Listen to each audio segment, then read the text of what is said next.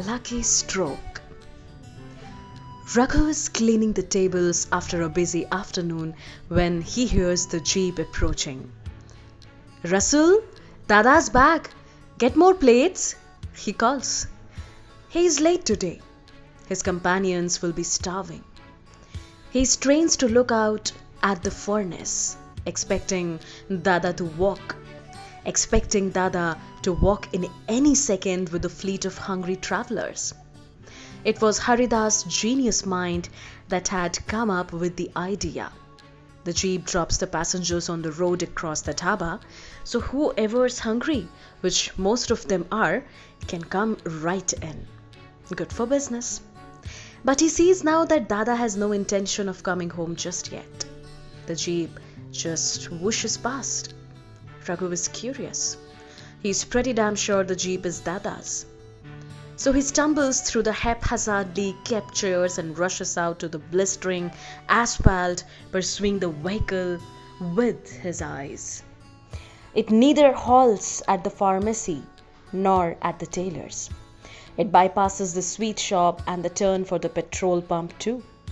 He sees a head inside, bobbing up and down to the rhythm of the potholes. Is that Kavita? Its rear lights up in an angry auburn, telling him that the car is finally coming to a stop in front of the hospital. Dada gets down from the driver's seat in a frenzy and barges in through the hospital door. Raghu throws down the napkin he is holding in his hands and runs like he has never run before. He is only halfway through when he sees people dressed in gentle shades of green, as if it's a happy place they are coming from, rush to the car with a metal platform, a stretcher. A body Raghu is all too familiar with is pulled out. He runs faster. He can hear his own breath coming in deep, heavy gasps. His eyes seem to have turned into frosted glass. The face is lathered with blood. He has never seen so much red before. His lungs burn. They are on fire. But he doesn't remember the last time he had felt this chilly. Baba. Kavita steps out next from the car, her sari stained in the same red. She spots him running towards them and, though already in pieces, now visibly falls apart. Hypertension caused the stroke, they had declared. The bleeding too. He might need surgery, but considered that a last resort, it's better to wait and see if the body can cope.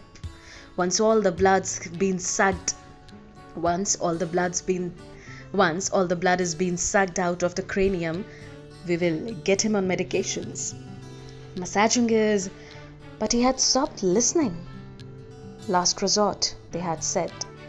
It could come to that. A week later, the words still swim in his mind like sharks preying on his sanity, tearing at it bit by bit. Baba has still not opened his eyes. He still does not know that his son has been sleeping 3 hours a night by his bed. He has still not cared to acknowledge anything that the white coats are doing for him, is still as indifferent as ever. The thoughts set ablaze whatever little composure he has left, until he feels like falling to the ground, a frost-bitten leaf, helplessly ready to face the next acrid gale. That wasn't me, he thinks, willing his father to listen. The me you knew, that wasn't me at all. Funny how it had taken being kicked out of the house to realize that. I want to show you who I am now. Come back, please. He had missed out on those years he could have spent with Ma. He couldn't lose the few days he could have with Baba too. He should have begged Baba to let him stay when he had gone to the village for Ma. He should have held his feet and wept, should have pleaded with all that he had got.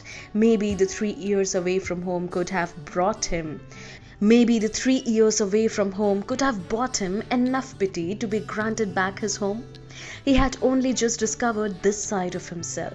He had been wishing with all his soul that one day, no matter how distant it may be, his father would be pleased to call him his son.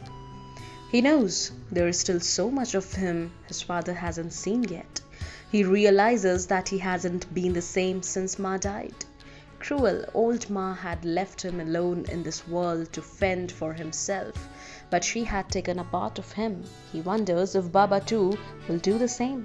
His gaze moves from Baba's battle-ridden, shaved head to his shut lids, slides down his nose to his chapped, slightly parted brown lips, to the incision in his throat and the flurry of embellishments, pipes, tubes snaking around his neck, into his nostrils, down his esophagus. The beeping monitor kept beside him is the only thing that tells him his father is still breathing. It's remarkable how much has happened in such little time. Things were finally getting a little better when life had again thrown them a curveball. He looks around the room. Every bed seems blanketed in an aura of gloom, of loss. Ironically, however, it gives him the sense of solidarity he has been seeking. The agony of suffering, the fear of impending loss binds them all together, but there is still hope of a silver lining. He has been resisting looking at the bed beside Baba's for a while now, but he can't help but sneak a glance at it now. The woman on it seems to have shrunk in size since the previous day, her half-open eyes dimmer than he last remembered, just like that of the young man sitting beside her, who Raghu assumes is her son. He is distraught, holding one of her limp hands in his, pressing his temple into it. His bloodshot eyes and stubble make it look like Raghu has it easy. Parents are such invaluable parts of our life, Raghu thinks. He suddenly realizes that this young man is the only one to have come in to visit the old woman on the bed. All the other beds always have a bunch of people hustling around, but this woman does not seem to have anyone else to worry for her. A nurse in the same green overall walks in to check on her, upping her dose and taking notes. She is, I don't know, I try to get her to speak, but all she does is stare at the ceiling or tilt her head sometimes to look at me. Raghu realizes the man is not as old as he had initially thought. Worry has made him age. His boyish voice is the only giveaway. Raghu waits for the nurse to finish speaking. "How long have you been there?" Raghu asks the boy. "Nearly 3 weeks now, I think." "I hope she gets better soon." "Yes, me too." They both turn to her together and find her with the same empty gaze she has worn for the past few days. The boy sighs.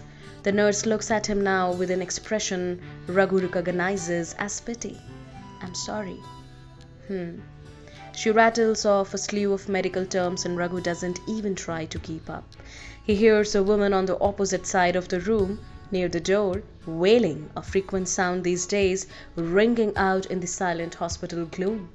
Once again, Raghu sees relatives weep on each other's shoulders as nurses push out yet another body on a trolley, its face covered with a sheet. The boy looks as unsettled as Raghu feels, and he knows both of them are thinking the exact same thing. What if their own is next? Raghu is still just staring at the scene when Kavita comes in. She pulls him into a hug. "Go home, get some rest," she insists. He sees the nurse leave the boy to himself and head out of the ward to chat with Face. He knows. Her jet black hair is cropped short. She has a longish face, fair skin, thin lips. Maya, what is she doing here? Raghu races against the sun, wanting to get to Baba's window before it does. Dada has been up all night by his bed, giving Kavita a chance to be with the girls at the dhaba and Raghu an opportunity to catch up on some sleep. Gratitude is too small a word to use in such a situation, too cliched for either Kavita or Raghu to use. From the hospital bills to a place to rest to something as irreplaceable as his presence, Dada is helping them with everything they can possibly ask for. Raghu rushes into the hospital room and places his hand on Dada's shoulder just as dawn breaks. Dada heads out. With a few pats on his back and encouraging words, Dada heads out, leaving Raghu to his glum solitude. He is just about to settle down when he sees Maya walking towards him with a frown. That same striking contrast between her hair and her fair skin leaves him looking at her for a second longer than he would have wanted. Raghu, what happened? Maya is in his class at school. She is adopted. That's about all he knows of her. My father had a stroke, blood pressure. This is why you haven't been coming to school. Everyone has been wondering where you are. I see. Where's your family? Are you here alone? Family? God really seems to loathe mine. No, they are back at the dhaba. My sister's little girls have also had to come, so someone has to stay back with them. Oh, all right. I'm guessing you take turns. Yes, we manage. Well, all right. Let me know if you need anything. Now, what's that supposed to mean? Sure. Thanks. I'm really sorry. I will pray for him.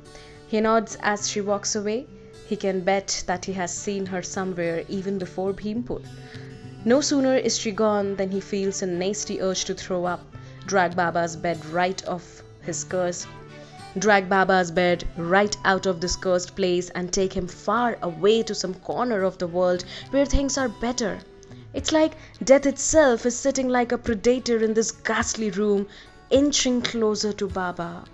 He imagines the poor man all alone in their village house, bearing the weight of his mother's absence all by himself, praying to not snap, praying that his knees don't give away, for the weight he bears surpasses 1,000,000 earths, and he 1,000,000 atlases. The neighboring bed, he notices, is empty. Russell, hurry up, man. One last order to go.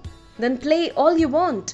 Dada has had to leave for the village for another round of ferrying, so Raghu is now left to manage the dhaba with Russell. Having the girls around is really not helping, Raghu thinks with a pang of guilt. Raghu knows that it's been a while that Russell has had the company of children, but that's surely no reason to be dancing with them in the kitchen at the peak hours. Okay, enough is enough. Raghu pulls him away from their little circus and pushes him towards the counter. The twins hold their stomachs and laugh.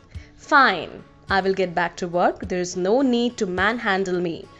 I tell you, how times have changed, he mutters as he begins rolling out a chapati. Dada can handle him when he comes back. For now, Raghu has somewhere else to be. Walking down the same scorched road to the hospital, he sees a distant scrunched up nose waiting for him. A nose he realizes he has been seeing quite often, but not in the past few days. He still hasn't had a chance to ask her. Hello, she says. Hello.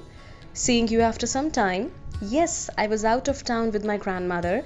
Mars has been out on one of her trips for a while now, so we thought a change of scenery would be good till she came back. Come, let me walk with you. Where had you gone, if I may ask? Nimkheri, if you know where that is.